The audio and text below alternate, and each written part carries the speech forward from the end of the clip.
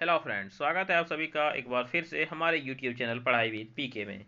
दोस्तों, जैसा कि आप सभी को पता है कि हम पढ़ रहे हैं ज्ञान सेतु को, ज्ञान सेतु के सुबोध कार्य पुस्तक को और उसमें भी गणित को। तो चलिए पढ़ेंगे आगे। तो आज जो हम पढ़ेंगे वह हमारा अभ्यास कार्य पत्रक होगा 46। और यदि आप पूछना है कि सर बताइए पेज नंबर कितना है, तो पेज नंबर होगा आज आपका 56। तो चलिए एक एक करके इनके सभी सवालों को जानते हैं जवाब। दिया गया है पढ़िए और सही मिलान कीजिए। दिया है 6 और 6 का गुणनफल। तो 6 को 6 से गुना करें कितना हो गया, 6 छक 36। 9 और 7 का गुणनफल, 9 सत्ते 63। 6 और 13 का गुणनफल, 13 छक 78। चलिए हो गया। अब बढ़े अगले सवाल पे। हाँ चलिए बढ़ते। दिया गया है निम्नलिखित कथनों में बॉक्स में छोटा बड़ा या बराबर का संकेत दीजिए। तो बोला 8 तिया 24, 13 दूनी 26, कौन बड़ा है, 26 है 24, बोलिए सर 26 बड़ा है, तो 26 की तरफ मुंह खोल दो। 4 दूनी 8 और 7 अठी 56 और 9 7 63, क्या बड़ा है 56 है 63, बोलिएगा सर 63 बड़ा है, 63 की तरफ मुंह खोल दो। 2 दूनी 4 दूनी 8, 8 तिया 24 और 6 चौक 24, दोनों क्या है, बोलेंगे सर दोनों बराबर है, तो बराबर दे दो। ठीक। 3 तिया 9 तिया 27 और 2 4 8, 8 दूनी 16, तो कौन से बड़े हो गए, तो सर 27 बड़ा है, तो इधर घुमा दो। ठीक हो गया। अब चलिए चलते हैं अगले सवाल पे। अगला सवाल दिया गया है कि गुणनखंड वृक्ष बनाइए। गुणनखंड वृक्ष बनाइए, चलिए बनाते हैं। 27, 27 को हम क्या लिख सकते हैं, बोलिए आप लोग। यहाँ पे जो 27 है, 27 को हम क्या लिखेंगे, आप लोग बता सकते हैं कि 27 को यहाँ पे हम क्या लिख सकते हैं। चलिए हम ही देखते हैं। तो 27 को क्या हम लिख सकते हैं कि 1 गुने 27, 1 गुने 27 हुआ, बोले हाँ सर हो गया। अब फिर 27 को क्या लिख सकते हैं, 9 तिया 27। अब फिर इसको क्या लिख सकते हैं,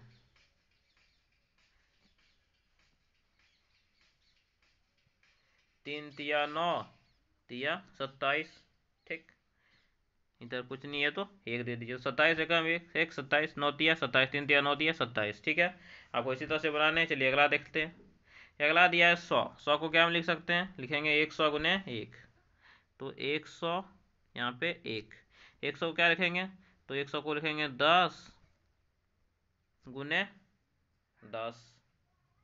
ठीक है, नहीं, तो 100 को हम लिखेंगे फिर 50 गुने 2। फिर से क्या लिखेंगे, इसे लिखेंगे 25 गुने 50 को 25 गुने 2।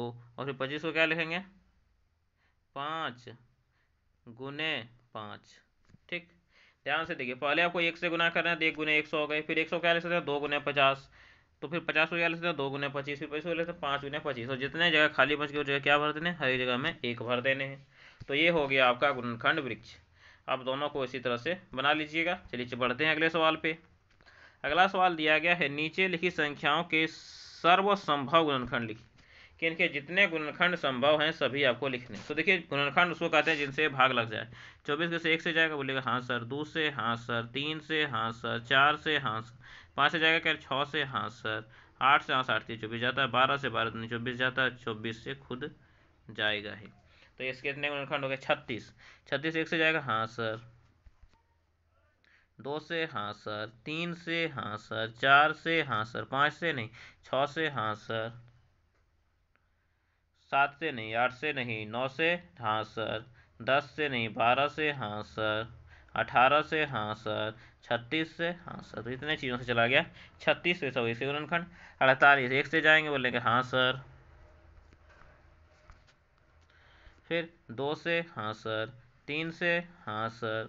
4 से हाँ सर। 5 से नहीं, 6 से हाँ सर। 7 से नहीं सर। 8 से बोलेगा हाँ सर। 8 से तो चला जाएगा। 8 से 9 से नहीं सर। 10 से नहीं सर। 11 से नहीं सर। 12 से बोलेगा हाँ सर। 13 से नहीं। 14 से नहीं। 15 से नहीं। 16 से हाँ सर। तो 16 से 18 से नहीं। 19 से नहीं। 20 से नहीं। 21 से नहीं। 22 से नहीं। 23 से नहीं। 24 से हाँ सर। और 48 से। तो ये इसके गुणनखंड हो गए। तो जो जो मैंने लिखे हैं वही सब आपको इस बॉक्स में लिखने। गुणनखंड उसे कहते हैं जो किसी संख्या को क्या दे दे, पूरा पूरा भाग दे दे। चलिए बढ़ते हैं अगले सवाल पे। अगला सवाल है आपका सवाल नंबर 5। दिया गया है वह बड़ी से बड़ी माप क्या होगी। क्या दिया कि वह बड़ी से बड़ी माप क्या होगी जिससे 10, 15 और 20 लीटर को कम से कम बार में पूरा मापा जा सके। तो देखिए बोला कम से कम बार में जब भी पूरा मापा जा सके, जब भी आपको ऐसा सवाल दे तो और पूछे बड़ी से बड़ी माप, तो आपको क्या निकालना है, आपको मौसो निकालना है। आपको क्या निकालना है, आपको मौसो निकालना है। आप लोग जानते होंगे मौसो कैसे निकाला जाता है। मैं यहाँ पे इसको डिटेल में नहीं बता सकता, क्योंकि यदि मैं बताऊँ तो आपको पता है कि क्या हो जाएंगे, समय अधिक बर्बाद हो जाएंगे।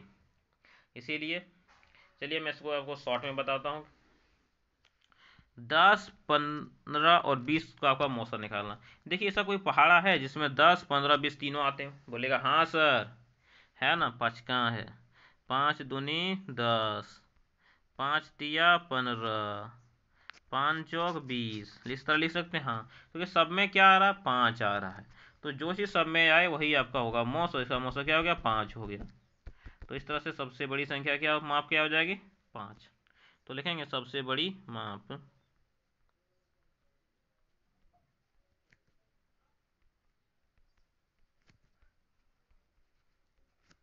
कितने लीटर की होनी चाहिए, 5 लीटर की होनी चाहिए।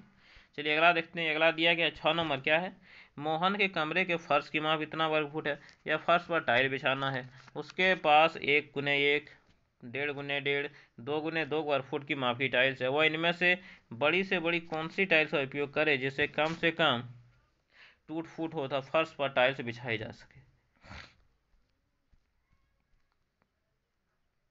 तो देखिए क्या बोला कि उसके पास फर्श है इतना का और टाइल्स है ये तीनों का।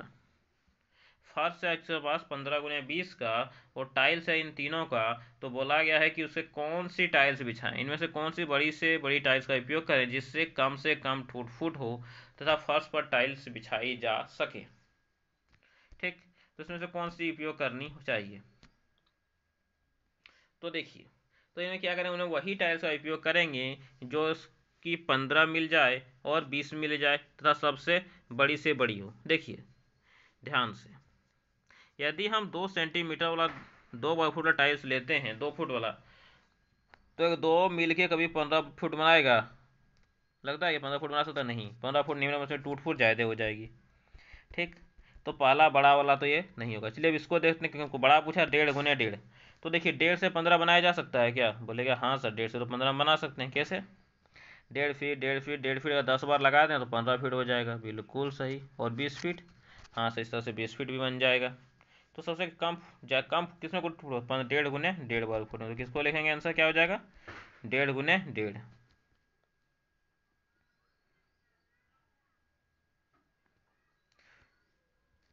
तो लिखेंगे बड़ी टाइल्स क्या आ गई, 1.5 × 1.5 वर्ग फुट। तो चलिए आगे बढ़ते हैं।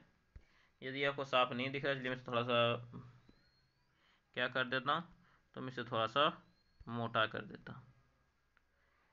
चलिए अब ठीक है। तो बड़ी टाइल्स 1.5 × 1.5 वर्ग फुट की। तो इस तरह से आप देख सकते हैं कि हमारा जो पेज नंबर 56 था वो यहाँ पे क्या हो जाता है, समाप्त हो जाता है। बढ़ते हैं अगले पेज पे, पेज नंबर 57 पे। पेज नंबर 57 अभ्यास कार्यपत्र 47 के प्रश्नों को आप लोग ध्यान से देखिए। प्रश्न है, निम्न में से कौन से 30 से गुणनखंड नहीं है, उन पर घेरा लगाइए। 30 के गुणनखंड मतलब कौन से पहाड़े में 30 नहीं आते हैं, उन पर घेरा लगाने हैं। 1 के पहाड़े में आते हैं, हाँ 1 के पहाड़े में आते हैं। 2 के पहाड़े में 30 आते हैं, हाँ 3 के पहाड़े में आते हैं। 4 के पहाड़े में आते हैं क्या, बोले सर 4 के पहाड़े में क्या मजाक करें, 4 के पहाड़े में 30 कहाँ आता है, 4 पे क्या लगा दीजिए, तो 4 पे आपको लगा देने हैं गोल घेरा।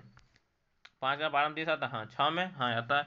7 में आता है क्या, बोले सर 7 में भी नहीं आता है, तो क्या लगाना है, तो यहाँ पे आपको लगाने हैं 7 पे भी गोल घेरे। 8 में 30 आते हैं, बोलेगा सर 8 में भी 30 नहीं आते, तो 8 में भी क्या लगा दीजिए, तो 8 में भी लगा दीजिए गोल घेरा। 9 में, बोलेगा सर 9 में भी नहीं आते, 9 में भी लगा दीजिए गोल घेरा। फिर 10 में 30 आते हैं, बोलिए हाँ सर 10 में तो आते हैं, 30 नहीं लगाएंगे। 11 में 30 आते हैं, बोलिएगा सर 11 में 30 नहीं आते, क्या लगा दो, तो गोल घेरा। 12 में नहीं गोल घेरा। 13 में नहीं आते हैं, 14 में नहीं आते हैं, 16 में नहीं आते हैं, 17 में नहीं आते हैं, 18 में नहीं आते हैं। तो जिसमें जिसमें नहीं आते हैं उनमें हमें क्या बोला गया था, गोल घेरा लगाने के लिए। तो देख सकते हैं कि मैंने यहाँ पे सब में क्या कर दिया, तो सब में यहाँ पे मैंने गोल घेरा लगा दिया है जिनमें कि नहीं आते हैं। आपको भी इसी तरह से लगाने के लिए बोले गए हैं, आपको भी इसी तरह से गोल घेरे लगाने हैं, लेकिन आप लोग हाथ से लगा, अपने कलम से बना के लगाइएगा, इस तरह से नहीं। ठीक, तो चलिए बढ़ते हैं अगले सवाल पे। अगला सवाल दिया गया, पढ़िए और मिलान कीजिए। पढ़िए और मिलान कीजिए। हमें क्या पढ़ने और क्या मिलान करने, चलिए देखते हैं। दिए गए हैं 30 और 35 के सार्वम गुणनखंड। तो सार्वम गुणनखंड क्या होता है, सार्व मतलब जो दोनों में हो। तो 30 का गुणनखंड क्या होगा, 30 का गुणनखंड 1 से जाएगा, 2 से जाएगा, 3 से जाएगा, 5 से जाएगा, 6 से जाएगा, 15 से और 30 से जाएगा, इतने से ही जाएगा। और 35 किससे जा सकता है, तो 35 1 से जा सकता है, 5 से जा सकता है, 7 से जा सकता है और 35 से जा सकता है। क्या मिल रहे हैं, एक तो 1 मिल रहे हैं, ठीक, और दूसरा 5 मिल रहे हैं। तो 1 और 5 क्या होगा, इसके सार्व गुणनखंड हो गए 1 और 5। तो क्या हो जाएंगे, 1 और 5, एक ऑप्शन में नहीं है तो इसका आंसर क्या हो जाएगा, 5 हो जाएगा।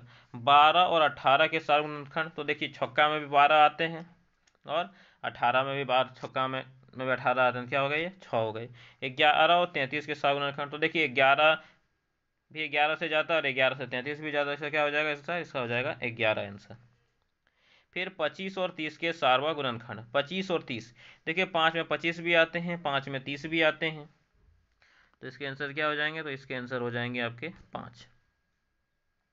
ठीक, तो यही यहाँ पे आपका इसका आंसर होगा। और इसमें देखिए एक से अधिक ऑप्शंस भी आपको दिए गए हैं, तो जिनमें एक से अधिक होंगे वहाँ पे आपको एक से अधिक भी लगाने हैं। जैसे कि 12 और 18 किसमें, 3 में भी आता है 12, 3 में भी आते हैं 18, इस तरह से 15। चलिए, तो यही सब होंगे इसके आंसर। चलिए बढ़ते हैं अगले सवाल पे। अगला सवाल दिया गया सवाल नंबर 3, और सवाल है, भाग विधि से गुणनखंड कीजिए। तो गुणनखंड करना है तो दो, सबसे पहले 2 से भाग देंगे, ठीक। इसे 2 से भाग देंगे, कितना बार में गया, 16 बार में गया। फिर 2 से देंगे तो 8 बार में जाएगा। फिर 2 से देंगे तो 4 भाग में जाएगा। फिर 2 से देंगे तो 2 भाग में जाएगा। ये मेरे हो गए, तो यही इसका गुणनखंड हो गया, ठीक। तो आपको इसी तरह से बना देना है। 45 से 2 से जाएगा क्या, नहीं 3 से जाएगा। कितने बार में जाएंगे, 3 से अगर भाग देंगे तो 15 बार में जाएंगे। फिर 3 से भाग देंगे तो 5 बार में जाएंगे। और अब भाग जाएंगे क्या, नहीं जाएंगे। तो आपको इसी तरह से इन्हें क्या कर देने हैं, छोड़ देने हैं,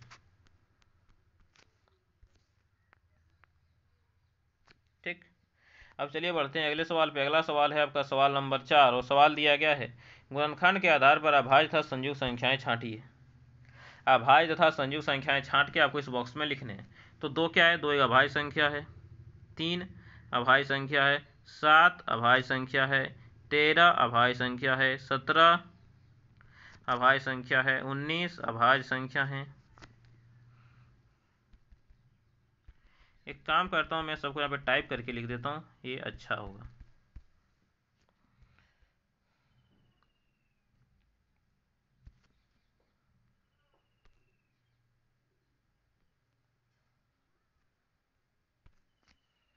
तो क्या क्या दिए गए हैं, पहले तो आपको दिए गए हैं यहाँ पे 2 अभाज्य संख्या है, फिर 3 अभाज्य संख्या है, 7 अभाज्य संख्या है, 13 अभाज्य संख्या है, 17 अभाज्य संख्या है, 19 अभाज्य संख्या है।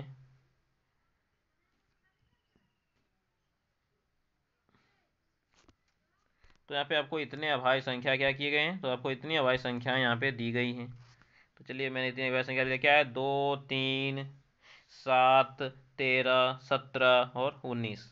और उसके बाद जो भी हैं सभी आपके क्या हैं, तो सभी आपके भाज्य संख्या हैं। तो आप इनको यहाँ पे लिख लीजिए, जो आपको बच गए। क्या क्या बचे, तो आपको यहाँ पे बचे हैं आपके 9 15 21 39 51 और 65। तो ये सब आपके बच गए। तो ये सब आपके क्या बन जाएंगे, तो ये सब हो गए आपके संयुक्त संख्याएं।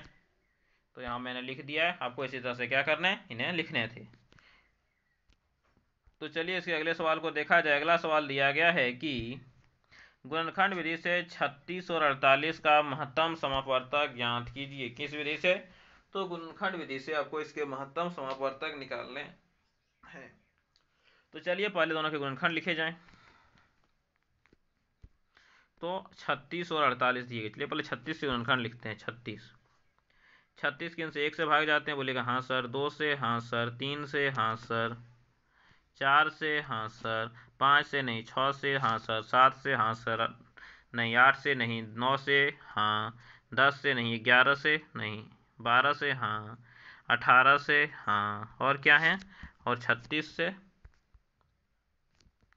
तो ये 36 से भी आपके भाग चले जाते हैं। तो आपके ये किसके हो गए? ये आपके हो गए 36 के गुणनखंड। तो चलिए उसके बाद हम लिखते हैं क्या दिए गए हैं? 48। देखिए 48 के गुणनखंड 1 से जाएंगे, बोलेगा हाँ सर। 2 से हाँ सर। 3 से हाँ सर। 4 से हाँ सर। 5 से नहीं। 6 से हाँ सर। 9 से 7 से नहीं। 8 से हाँ सर। 9 से नहीं सर। 10 से नहीं सर। 11 से नहीं सर। 12 से हाँ सर। 13 से नहीं। 14 से नहीं 16 से हाँ सर। उसके बाद आपके किससे जाएंगे? तो 24 से हाँ सर।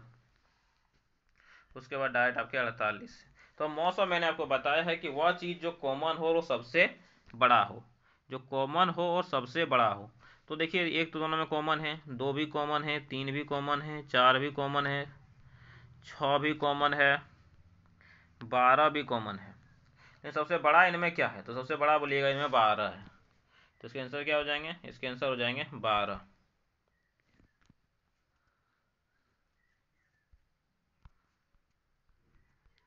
तो ये जो सबसे बड़ा कॉमन है वो 12 है, इसलिए इसका मौसम बराबर क्या हो जाएगा? 12। इस तरह से आप देख सकते हैं कि पेज नंबर 57 यहीं पे समाप्त होता है। फिर मिलेंगे अगले वीडियो में पेज नंबर 58, 59, 60, 61, 62 और आगे के सभी पेजेज के साथ। तो चलिए वीडियो आज यहीं पे समाप्त करते हैं, फिर मिलेंगे अगले वीडियो। तो अगले धन्यवाद। जय हिंद, वंदे मातरम।